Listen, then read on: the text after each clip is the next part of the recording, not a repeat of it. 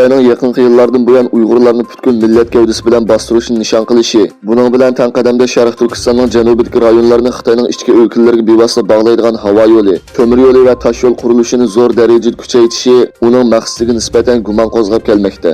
Xitoy hukumat xabar taratqullarining xabar qilishicha, Uyg'ur elidagi Teknomakan qumliqini aylanadigan temir yo'l aylanma liniyasining Xotan chaqliq bo'lagida 6-oyning 16-kuni rasmiy qatnashga boshlangan. Teknomakan qumliqini aylantirib yasalgan temir yo'l aylanma liniyasining umumiy uzunligi 2712 kilometr bo'lib, bu dunyodagi tunji qumliq temir yo'l aylanma liniyasi bo'lib qolgan. Bu temir yo'l aylanma liniyasining Xotan chaqliq bo'lagining umumiy uzunligi 8 kilometrdan oshadi ekan.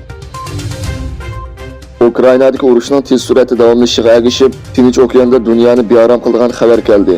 Xitoy generallari va amaldorlari qatnashgan yig'inga mansub bo'lgan ovozli xotirlar oshkorlandi. Yig'inda Xitoyning Tayvanga tajovuz qilish plani to'g'risidagi diqqat tortgan uchurlar o'tirg'i chiqdi.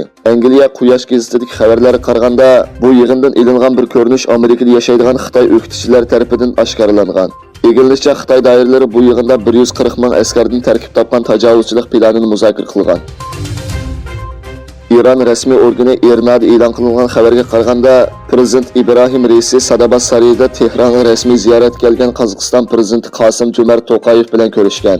Reisi bilan To'qayev rayon masalasi va ikki taraflik munosabatni muzokara qilgandan keyin ikki davlat orasida bir qator kelishimlarga imzo qo'yish murosimi o'tkazilgan.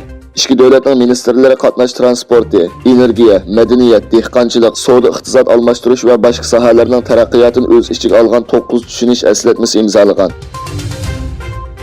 Ray sinash natijasidan ayon bo'lishicha, Fransiyada o'tkazilgan cho'ng saylovning ikkinchi aylanmasida Prezident Emmanuel Macron boshchiligidagi Ansambl ittifoqi davlat majlisida ko'p sonliqni qo'lga keltirolmagan bo'lib, 200 dan 260 kishi bo'lgan o'ringa erishishi mumkin ekan.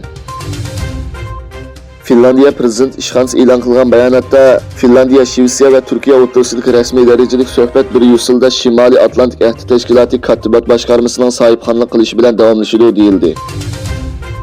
Xitoy Davlat Kengashi Hong Kong alayda ma'muriy rayonining bosh ijroiya amaldori bo'lib saylangan John Lee Ka-chioning kabinetiga tayinlanmoqchi bo'lgan ismlarini tasdiqladi.